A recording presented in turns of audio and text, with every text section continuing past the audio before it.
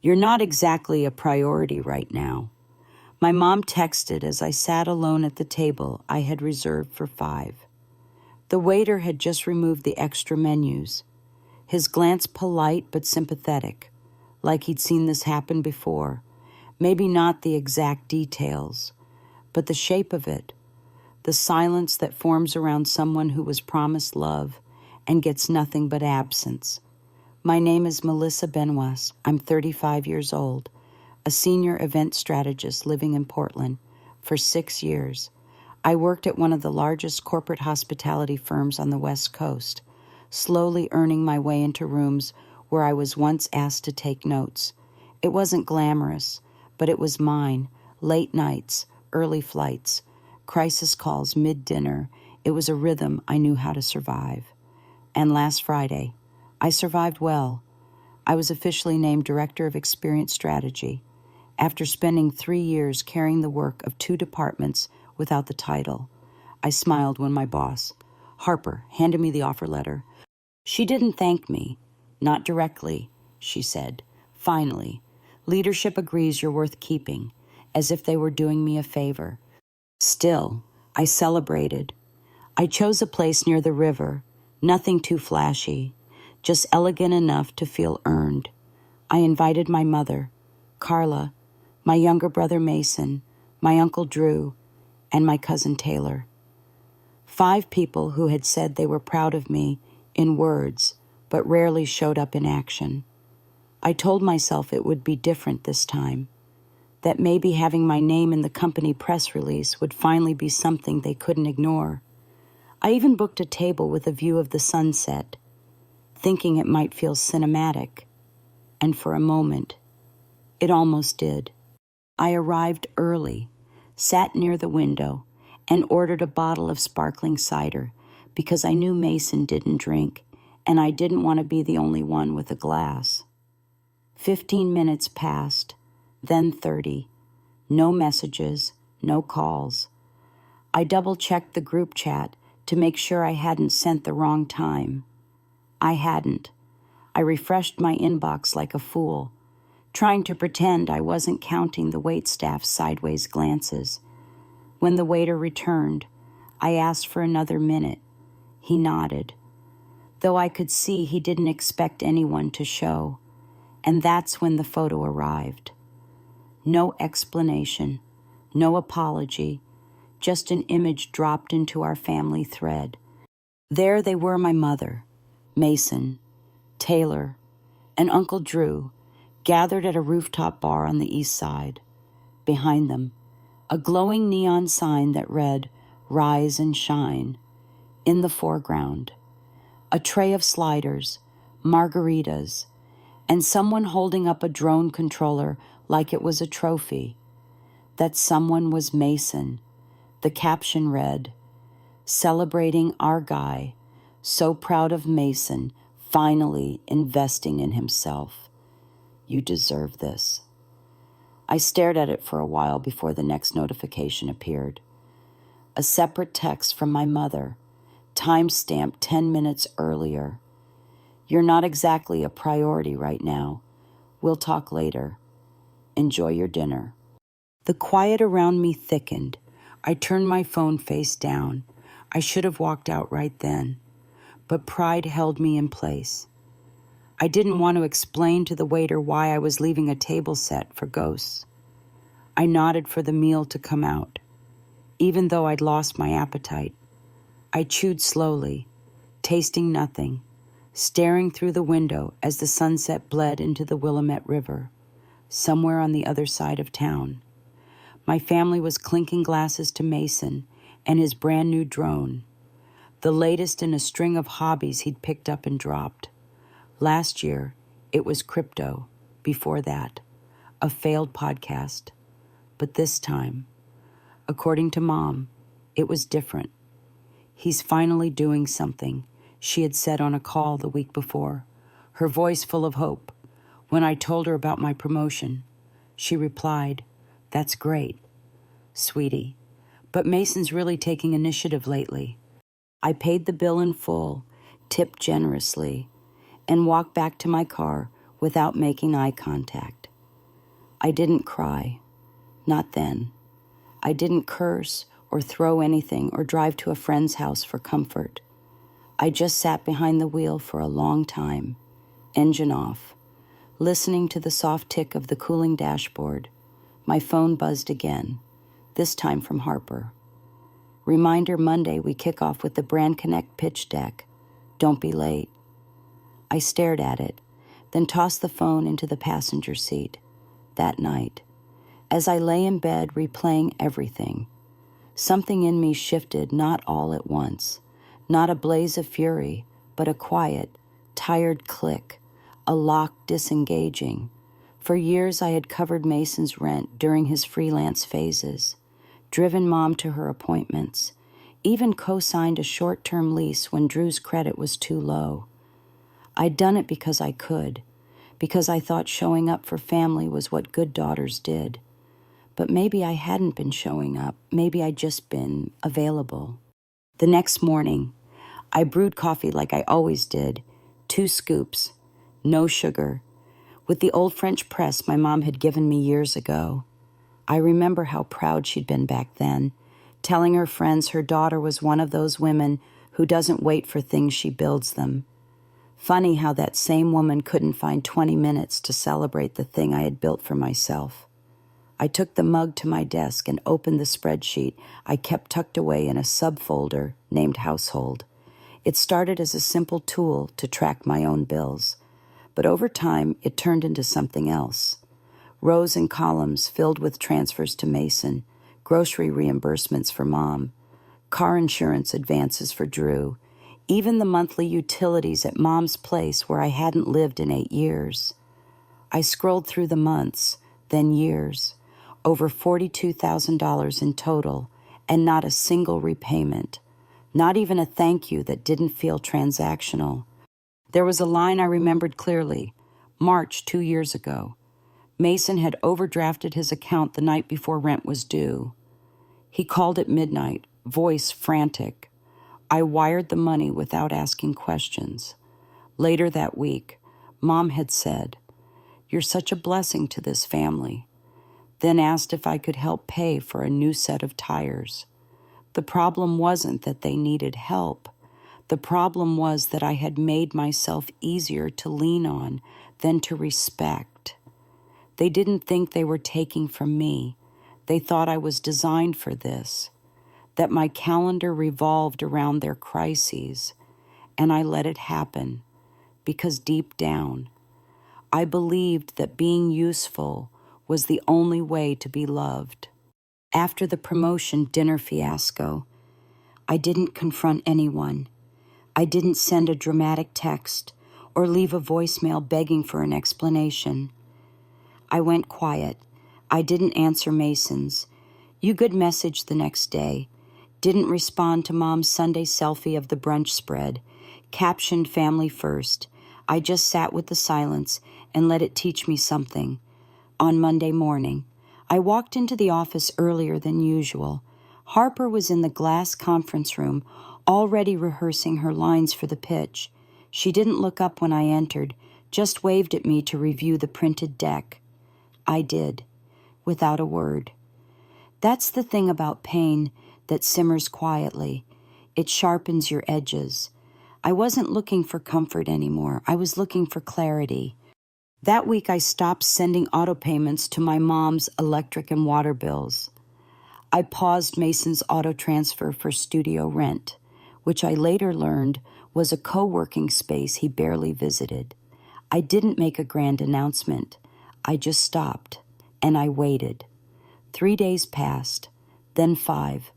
Then came the first text from Mom. "Hey, honey, the utility company says payment didn't go through. Maybe your card expired." I read it twice, then closed the thread. A few hours later, Mason followed with, "Studio says I'm late. Thought you set it to autopay again." I didn't reply. I just sipped my lukewarm coffee and went back to reviewing a vendor contract. By Friday, my phone had missed 11 calls. Harper noticed. She glanced at my lock screen and said, "Everything okay at home? I nodded and lied. Yeah, just a plumbing issue. That night, I received an email from my bank confirming the closure of a shared emergency account I had opened with my mother 3 years ago. The balance was $0. The account hadn't been touched in months, yet they had left it open just in case I decided to deposit something again. That sentence lingered in my mind just in case. That was what I had become. A fallback plan dressed in patience, a backup wallet in heels. Later that weekend, I met Nadia for lunch, my old college roommate, and one of the few people who had ever called out my family's behavior without flinching. We hadn't seen each other in nearly a year. She asked how things were, and I gave her the soft version. No drama, just the facts. She let me talk, nodding occasionally, then asked, "Do they ever show up for you? Or do they just wait for you to show up for them?" I stared at my salad, unsure if I should answer or cry. She squeezed my hand gently and said, "You deserve reciprocity, not obligation." That night, I lay in bed scrolling through old photos. There I was at Mason's failed art show, holding up one of his abstract pieces like it meant something. There I was again, pouring champagne into plastic flutes at Mom's 65th, the event I planned and funded entirely, which she later described to friends as a surprise from the whole family. No mention of me.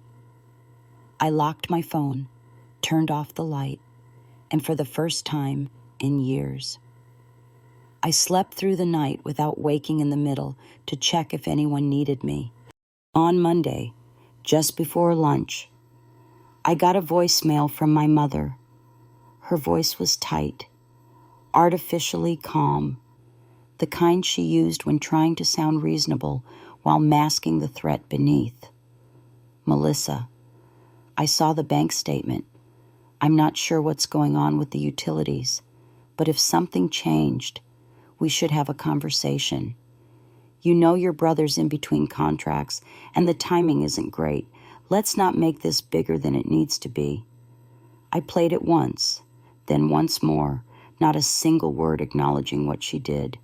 No mention of the dinner or the message she sent, just a subtle pushback into the role I'd quietly held for so long. Provider, fixer, quiet funder of the family dream. That afternoon, I received an email from the landlord of Mason's studio space. He CC'd me by mistake on a rent delinquency notice. I responded, simply, "Please remove me from this thread. I am not a financial party to this agreement." It took me 10 seconds to write, but the weight of those words felt years overdue. That evening, Mason called 3 times. When I didn't answer, he left a voice note, laced with that easy charm he used when he wanted something. "Hey, I think there's some mix-up with the rent thing. I'll figure it out. But man, I wish you'd said something. We could have worked something out. Also, Mom's kind of stressing, so maybe just call her." I didn't reply. I closed my phone and took a walk around the block instead. The days that followed were quiet in a loud way. No one said anything directly, but passive-aggressive breadcrumbs kept dropping. My cousin Taylor posted a family throwback photo on social media, captioned, "Some of us still show up." Uncle Drew sent a group text about planning a family brunch, if everyone's hearts are still in the right place. And Mom, of course, resorted to her classic strategy, public guilt, private silence. She tagged me in a Facebook post about gratitude, writing, "Sometimes the ones who give most are the ones we forget to thank. Let's do better. Family." I didn't comment. I didn't like it. I let it drift down the feed like the dozens of other messages she'd used over the years to reframe the story without actually telling it. By midweek, I found a new rhythm. I woke up earlier, started packing lunch again. and even began listening to music on my commute instead of cycling through news podcasts. At work, Harper noticed the shift. She asked if I wanted to take the lead on the upcoming launch for the new luxury venue we had just signed. It was one of our biggest contracts. I said yes without hesitation. She raised an eyebrow, maybe expecting me to doubt myself. I didn't. That night, I restructured the entire pitch deck from scratch and sent it to her by 11 p.m. Her only reply: "Finally, this is it." The next morning, while reviewing the vendor list, I got a text from Mom that simply said, "Can we talk face to face? No punctuation." I didn't answer. Later that afternoon, I got a knock at my apartment door. When I opened it, Drew was standing there, holding a box of pastries from the French bakery he knew I liked. He looked exhausted, like someone who'd been nominated to deliver a speech he didn't believe in. "Mind if I come in?" I hesitated, then nodded. He placed the box on the counter and sat at the edge of my couch like a man in church. "Your mom's worried," he began. I said nothing. She didn't mean for the dinner to turn into a thing. He continued, "And Mason, well, you know Mason." I looked at him for a long moment and said, "That's the problem." "Drew, I do know Mason. I know how many times he's landed on his feet because someone else cushioned the fall. And I know Mom will always defend him because it's easier than facing the imbalance she built." He sighed, leaned forward, and ran his hands through his thinning hair. "I'm not here to change your mind. I just wanted you to know. I see it now. I always did. But I didn't say anything because it wasn't my place. Maybe I should have. That honesty cracked something. It didn't fix anything, but it reminded me I wasn't insane." Drew left without pushing. He didn't ask me to send money or come to brunch. He just said, "Take care of yourself," and closed the door gently behind him. That night, I slept soundly. Not because everything was resolved, but because I had finally stopped negotiating with the version of myself who needed to be everything for everyone. And in that stillness, something powerful settled in. I didn't owe anyone a single word more than I was willing to give. By the end of that week, I was halfway through planning the Brand Connect pitch and knee-deep in venue permits when my phone buzzed with a string of missed calls from Mason. I ignored the first 3. On the 4th, he left a voicemail that started calm but spiraled quickly.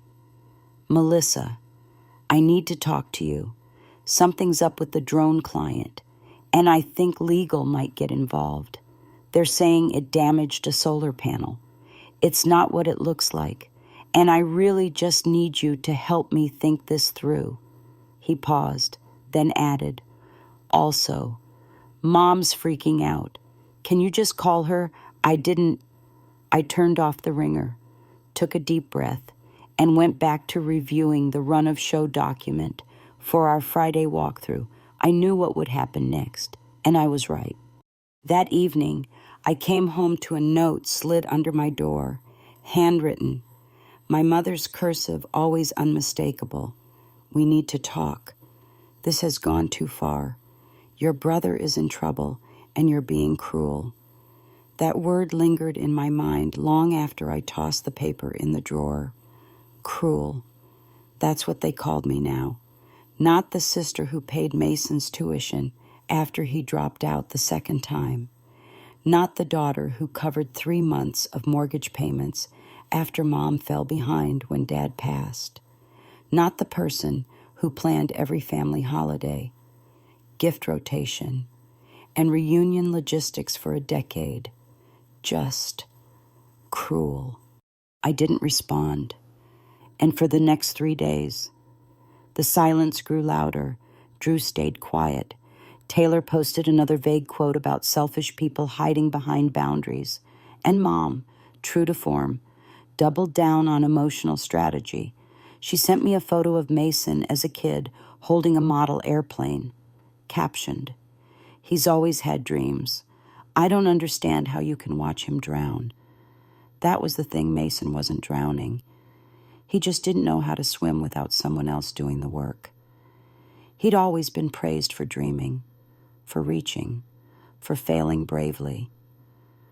I'd been expected to make sure the water didn't swallow him. The legal issue around the drone was small but noisy, apparently. Mason had taken on a commercial shoot without securing permits and caused minor property damage. It was the kind of thing that could be fixed with money and some legal maneuvering. That was probably why he came to me. I had both. What he didn't have anymore was my participation. And that difference burned more than any rejection. On Thursday night, I received a long text from Taylor. She started with faux warmth, "Hope you're doing well." Then came the strike. "I know you're busy playing hero at work, but family is drowning while you're watching. Whatever point you're trying to make, you've made it. Now come fix it." That line made me laugh, not because it was funny, but because it confirmed what I already knew. They didn't want me to be okay. They wanted me to be useful, even if it broke me, especially if it did. The next day, Harper pulled me into her office after the client walkthrough. "Melissa, you've been dialed in lately, not just detail-oriented clear." "Are you okay?" she asked. I looked at her and said something I hadn't even admitted to myself out loud. For the first time in years, I think I might be. That night, instead of scrolling through old messages or drafting mental replies to arguments that hadn't happened yet, I sat on my balcony with a book I hadn't touched in months. I read 3 chapters without once checking the time. The air felt different, quieter, even though traffic hummed below. And when my phone buzzed with a group call from Mom, Mason, and Taylor, I let it ring. The next morning, I woke to another message. It was from my mother this time. "We're stopping by today. You don't get to walk away from this. That was the mistake." Assuming I hadn't already walked, assuming I hadn't already locked the door behind me, not in spite, but in self-respect. At 2:15 that afternoon, they showed up, all 3 of them. I watched from my kitchen window as Mason paced the parking lot. Taylor scrolled on her phone, and my mom stood with arms folded like a disappointed school principal. They didn't knock right away. They stood outside, waiting, probably assuming I was still in that same cycle of guilt, that I'd see them and crumble. I didn't. I watched the minute hand tick forward, let it stretch into 10, then 15. Finally, they knocked. I didn't move. Mason called my name, louder each time. Taylor added a sarcastic, real mature, "Mel." Mom pleaded, "Sweetheart, please don't let this spiral." But the only sound inside my apartment was the quiet flick of the kettle turning off. They stayed out there for almost 20 minutes, rotating between knocking, pacing, and pretending they weren't trying to break my resolve. I watched the whole thing unfold from the small gap between the curtain and the glass, silent and still, like someone observing a scene from another life. Taylor eventually pulled out her phone and began recording something, maybe to send to a family group chat, maybe for proof that they'd tried. Mason sat down on the curb, his head in his hands, looking more inconvenienced than remorseful. And Mom just stood near the door, arms still crossed, as if posture alone could summon me into guilt. What none of them seemed to understand was that I had already grieved this moment weeks ago. The grief had come quietly, without tears. In the middle of empty evenings, when no one texted unless something was needed. It had settled in when I realized I didn't miss them. I missed who I thought they were. When they finally left, I didn't feel triumphant. I felt still. I boiled pasta, played a quiet jazz album, and read a few pages from a novel I'd abandoned long ago. Every part of my body felt strangely rested, like I had put down something heavy I didn't know I was carrying. That night, I slept like someone who had returned from a long war, not victorious, but free. The next morning, I woke to find a handwritten letter taped to my front door. My mother's handwriting again, looped and firm. The first sentence read, "You've made your point. Now it's time to come back to your role in this family." That word, role, jumped off the page. Not place, not connection, not relationship, just a role. Like I was a character in a script someone else had written and expected me to perform on cue. I didn't read the rest. I folded it, slid it into a drawer, and sat at my desk. I opened a new document and titled it Final Contributions. I listed every payment I'd made over the past 5 years: rent, groceries, emergencies, holiday gifts, travel expenses I'd covered for trips they'd claimed were too important to skip. I wrote down the dates, the amounts, the explanations I was given each time. I wasn't doing it for repayment. I knew I'd never see that money again. I was doing it to finally name what I had lost in silence. Naming it made it real, and that reality grounded me in a way their denial never could. That weekend, I met up with Nadia again. We walked along the river trail and stopped for iced coffee near the bookstore we used to haunt during finals week in college. She didn't ask what had happened. She just said, "You look lighter." I told her about the knock at the door, the note, the way they were all trying to pull me back in without ever admitting what they had done. She nodded slowly, then said, "They don't want to fix the foundation. They just want to repaint the front door." That image stayed with me the rest of the day. How often I had helped them decorate over the cracks, convinced that surface harmony meant something deeper was mended. I no longer believed that. On Sunday, Harper messaged to say the client had approved our full creative direction and requested I personally present the campaign to the board next week. It was the kind of opportunity I would have once questioned if I deserved. Now, I simply said yes. That evening, I finally unpinned the family group chat. I didn't delete it yet. I just unpinned it. A quiet downgrade in priority that somehow meant everything. I noticed something when I did. The last message wasn't from me. It was from Mason, sent days ago, still unread. It read, "Guess you really don't care about us anymore." I almost replied, but stopped myself. If someone believes love and money are the same thing, there's nothing I could write that would shift their lens. The next morning, as I sat reviewing logistics for the launch event, a courier arrived with an envelope addressed in familiar cursive. It was from Mom again. Inside was a photo of me at age 6, holding a certificate from a science fair. On the back, she had written, "You've always been the smart one. Don't let pride ruin what we've built."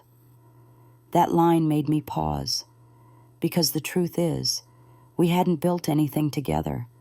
I had built scaffolding, and they had climbed it. I had built bridges, and they had only crossed when it served them. The moment I stopped laying bricks, the structure collapsed. That's not a partnership. That's dependency. I didn't cry. I didn't rage. I simply placed the photo on my shelf, not as a keepsake, but as a reminder. Love, without reciprocity, becomes a burden disguised as duty, and I had carried it long enough. The next Monday, I walked into the client boardroom with nothing on my mind except the work. The campaign I was presenting wasn't about family or redemption or wounds that never healed. It was about clarity, strategy, and delivering something that felt grounded and meaningful. I stood at the front of the room, clicked the first slide, and for the next 40 minutes, I told a story that had nothing to do with my personal life, but carried the tone of someone who had finally reclaimed her voice after the final slide. The client stood up, shook my hand, and said, "That's the cleanest pitch we've seen this year. You didn't oversell. You told the truth, and it landed on the train home." I stared out the window, not smiling exactly, but present, fully, deeply present in my own life for the first time in what felt like years. Later that evening, as the city lit up behind my living room window, I took out a notebook I hadn't touched since college. It was full of outlines, ideas, sketches for events I once dreamed of building on my own terms. I had forgotten I even still had it. Somewhere between crisis phone calls and silent sacrifices, those pages had become a relic. Now, they felt like a starting point again. I poured a glass of water, not wine, and sat cross-legged on the floor, flipping through every creased corner and half-written idea. I didn't feel rushed. I didn't feel pressured. I just felt awake. That same night, Nadia texted me out of nowhere. "Ever think about building something of your own? You've been running other people's shows long enough." I stared at the message, then at the sketches in front of me, then back at the message. The timing felt unplanned, but not accidental. "Let's talk," I replied. 2 days later, we met again, this time with laptops, not lattes. She'd been consulting for a nonprofit incubator in need of an events division. I had systems, strategies, and vendors memorized like muscle memory. We spent 3 hours mapping a launch calendar without even noticing the time. The shift wasn't loud. It wasn't even dramatic. It was just consistent, each day. I gave a little less of my energy to people who only knew how to take, and a little more to the things I wanted to build. I stopped responding to indirect guilt from family. I let voicemail pile up. I stopped defending myself in spaces that never offered me fairness to begin with. And slowly, a space opened up room for peace, for alignment, for effort that bore real fruit.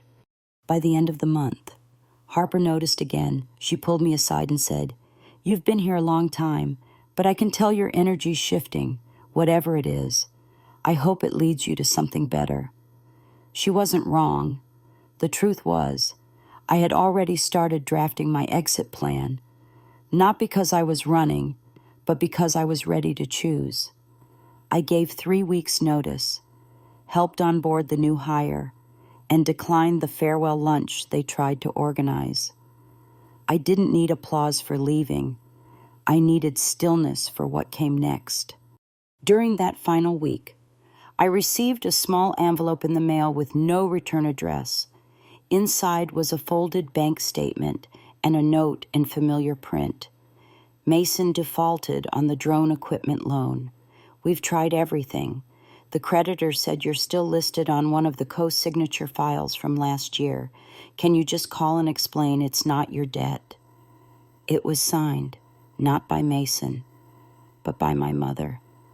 I read it once, placed it back into the envelope, and filed it away with the others. No apology, no acknowledgement, just another request dressed as obligation.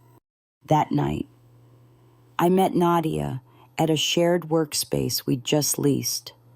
Nothing fancy, just clean lines, natural light, and a small corner desk where I placed the framed photo of me at age 6 from Mom's envelope weeks ago. Not to honor the guilt, but to remember the girl who built science fair models alone while everyone else played outside. The girl who learned early how to get things done without waiting for recognition. The girl who had, quietly, always known her value even when no one else wanted to see it. I didn't feel like I had burned bridges. I felt like I had finally stopped building them for people who never crossed back. And for the first time, I knew what I wanted to do next, not to fix anyone, not to prove anything, but to create a space where people like me could step out of the background and take the lead. Not loud, not vengeful, just clear. The soft launch of our new consulting platform happened on a Wednesday afternoon in a rented gallery space off Burnside that used to host poetry readings. We didn't invite press or investors, just a handful of nonprofit clients, a few independent creatives, and some of the people who had quietly cheered for us in the background. I wore a simple blazer and spoke for just under 10 minutes, not because I didn't have more to say, but because I finally knew the value of leaving space for others. When I stepped off the small platform, Nadia handed me a glass of water and said, "You didn't flinch once." I smiled because it was true. For the first time in a very long time, I wasn't standing in front of people trying to prove that I belonged. I already knew. The platform was called Align. Nothing flashy, no trademarked font, just a quiet name for a quiet promise to help ethical businesses design experiences that felt human, not transactional.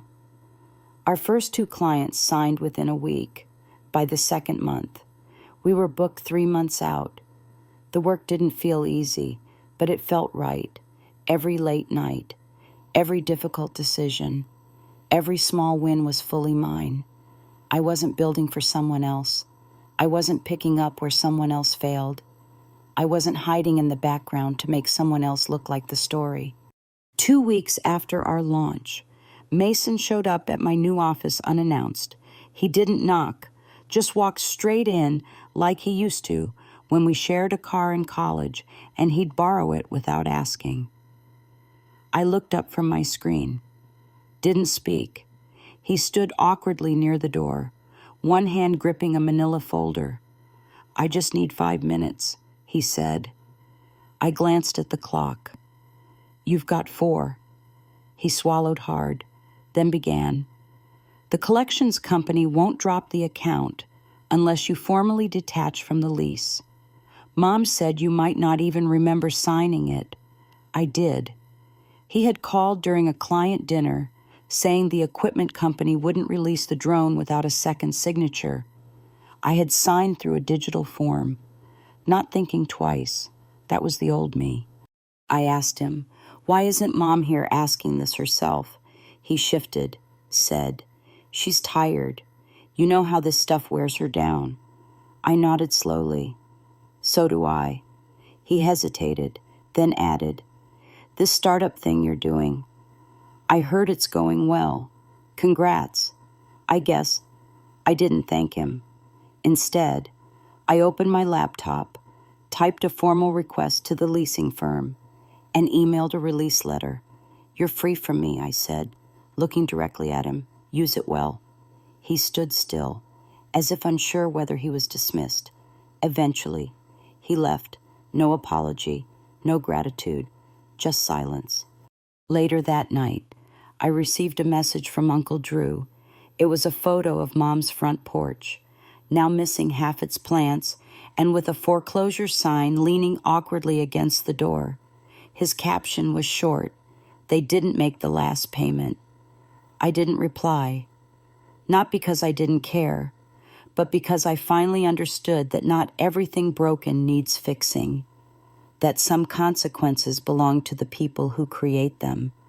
I opened a folder on my desktop marked personal and added a new note. Release is not cruelty, it's closure. That weekend. Nadia and I were invited to speak at a local university about women in strategy.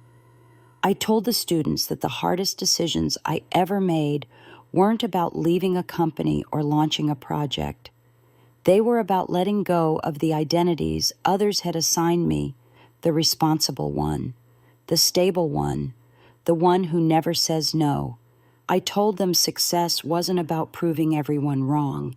It was about quietly living in a way that made outside opinions unnecessary. On the train ride home, I scrolled through my old photo gallery. I stopped at an image from last year's holiday gathering. I was at the edge of the frame, half cut, holding a tray of desserts. Mason was in the center, Mom's arm looped around his. In the caption, Taylor had written, "So proud of our family's dreamer." I remember how small I'd felt reading that then. Now, I looked at it with different eyes. I wasn't erased. I had just been standing in the wrong room. I closed the album and took a photo of the train window instead. Outside, the city moved like it always had, but I wasn't watching it from behind anymore. I was finally part of the scene, no longer waiting for recognition, just living it. A few days later, I received a letter with no return address. The handwriting on the front looked hesitant, like someone had rewritten it more than once. Inside was a folded note, written on the kind of floral stationery Mom always kept in her kitchen drawer. The first line was simple, "I don't know how we got here." It continued for several paragraphs, alternating between soft regret and careful deflection. She mentioned the foreclosure, said she felt blindsided, then added, "You've always been the strong one. I guess I leaned on that too much." No apology, just a quiet acknowledgement wrapped in passivity. It was the closest she had ever come to admitting what I had carried. At the bottom, she wrote, "If there's still room at your table, I'd love to come to dinner." I placed the letter on my desk and stared at it for a while. There was a time, not long ago, when a message like that would have undone me. I would have called immediately, offered help, booked a flight, tried to rebuild something that never truly stood on its own. But that version of me no longer ran the show. I hadn't hardened. I'd just grown. I didn't owe anyone the kind of loyalty that erases self-worth. Later that evening, as I walked home from the co-working space, the wind had picked up, trees along the sidewalk swayed, and the air smelled like wet stone and pine, the kind of scent you only notice when you're moving slow enough to breathe it in. I stopped at a small corner bakery and picked up 2 pieces of lemon loaf, one for me, one for Nadia. It had become a small tradition, quiet, grounding, ours. When I handed it to her back at the office, she smiled and said, "You seem unshakable." I laughed and said, "No, just done pretending I'm not already standing." That weekend, I visited the community center where we'd just booked our 3rd full workshop while setting up the chairs. A woman approached me, mid-30s, tired eyes, carrying a laptop and a toddler on her hip. She said, "You're the one from Align, right?" I nodded. She looked around the room, then back at me. "I've never been to something like this where people talk to you like you're not broken." That sentence stayed with me, because for so long, I'd been surrounded by people who only saw me as strong when I was silent, who called me cruel when I finally spoke, who equated boundaries with betrayal. The next morning, I woke to a string of text messages from Taylor. She was angry again. "You've made your point." One message said, "Mom's sick over this. You're proving nothing but that you're heartless." The next one read, "She just wanted to talk. You could have given her that." I didn't reply, not because I didn't care, but because I knew the difference now between guilt and grief. What they were grieving was not the loss of me. It was the loss of control, of access, of the version of Melissa who bent, not broke. That afternoon, I sat at the window of a quiet cafe, working through logistics for our next campaign. A news alert popped up: foreclosure listings in Portland had hit a new quarterly high. I scrolled past it. A minute later, another message came in. This one was from Uncle Drew. Short, direct, like always. I warned them you weren't bluffing. Proud of you. I stared at those words for a long moment, not because I needed the validation, but because he was the only one who ever said it without expecting something in return. I saved the message, then turned my phone face down and finished my tea. That night, I cooked lasagna, the same dish Mom used to make on Sundays. I didn't cook it because I missed her. I cooked it because I had always loved it, and I didn't want her absence to take that from me, too. I sat at the table alone, but not lonely. The food was warm, the light was soft, and my apartment felt quiet in the best way possible. I looked at the empty second chair across from me and didn't feel guilt. I felt space. Space I had earned by no longer setting myself on fire just to keep everyone else warm. It was nearly a month later when I ran into her. Not planned, not expected, just one of those slow collisions life sometimes arranges without asking. I had stopped by a secondhand bookshop near Laurelhurst Park to pick up a gift for a client when I heard my name. Not shouted, not desperate, just spoken like a question hanging in the air. I turned, and there she was, my mother, standing near the window with a paperback in her hand, wearing the same oversized cardigan she used to wrap around me as a child when I got fevers in winter. For a long moment, neither of us moved. I wasn't angry, just still. She stepped closer, holding the book against her chest like it might shield her. I didn't expect to see you here, she said. I nodded. I know. She glanced toward the register, then back at me. Do you have a minute? I didn't answer immediately. I looked at the time, then at the worn blue spine of the book she still hadn't put down. Just one. I said. We walked to a bench outside, the air heavy with early rain. She sat slowly, as if carrying something that didn't want to be acknowledged. I stayed standing.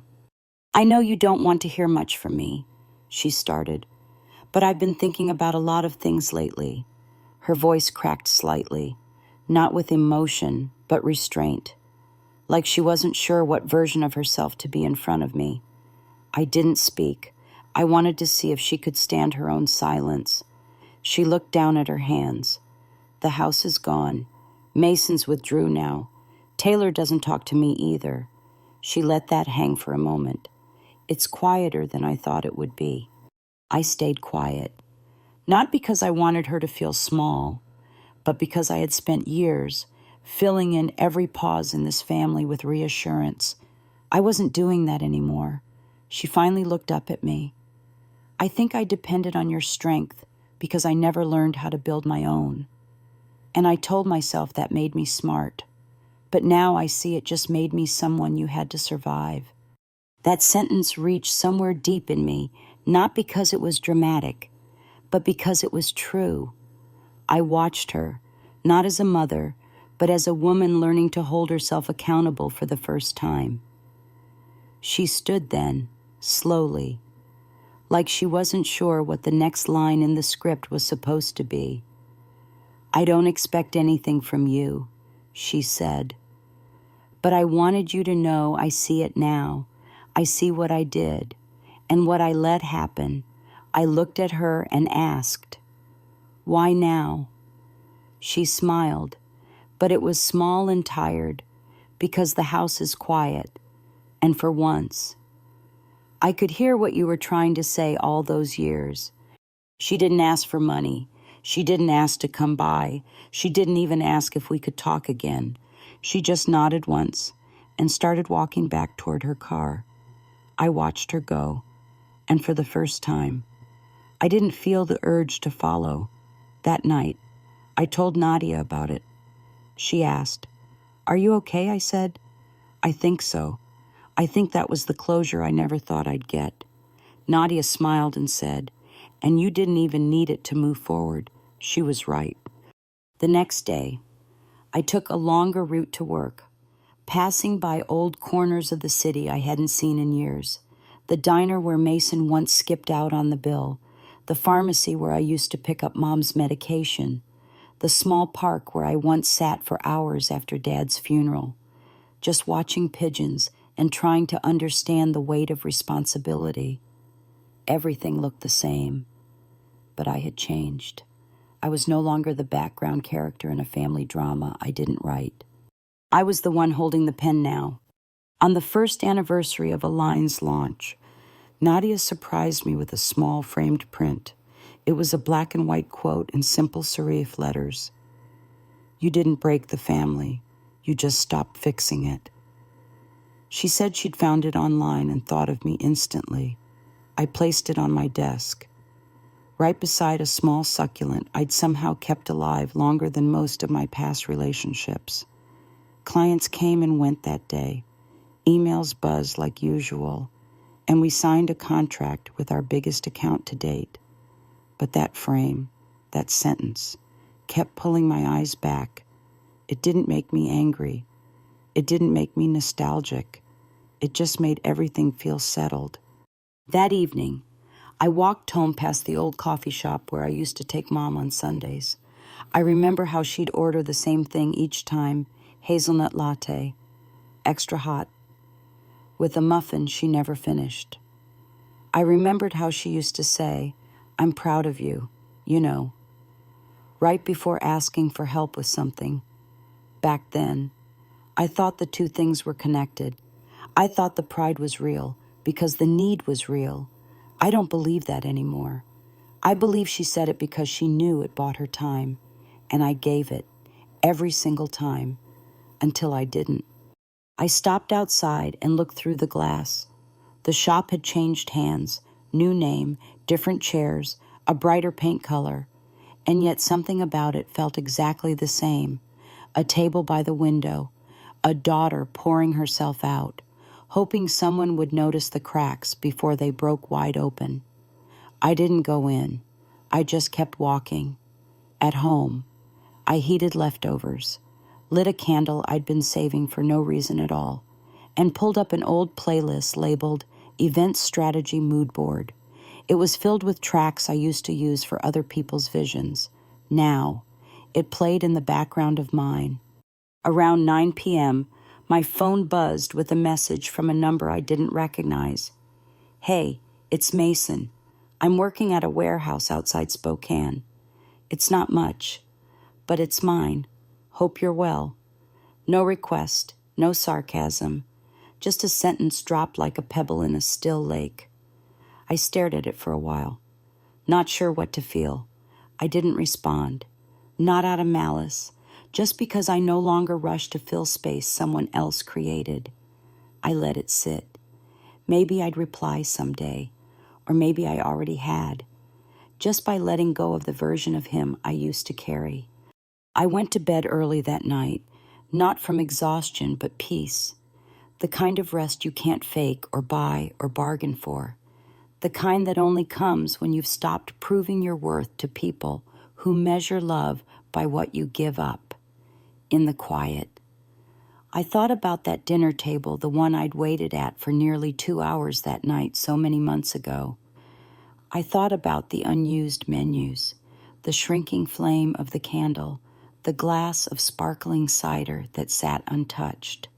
I thought about the text, "You're not exactly a priority right now," and I didn't feel anger.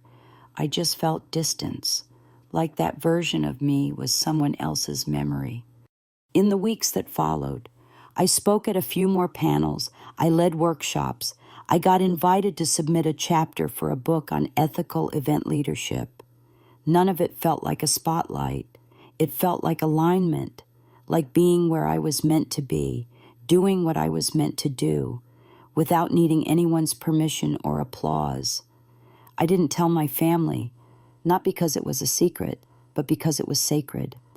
Some things are allowed to exist without performance.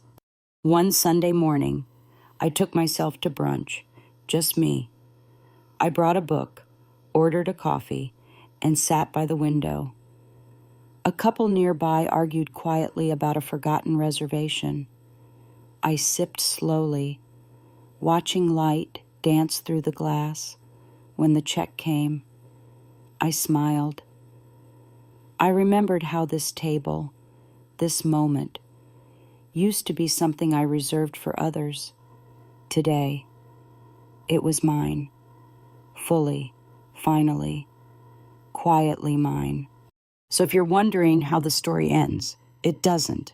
It folds into itself. It keeps moving forward, not with dramatic closure, but with honest distance.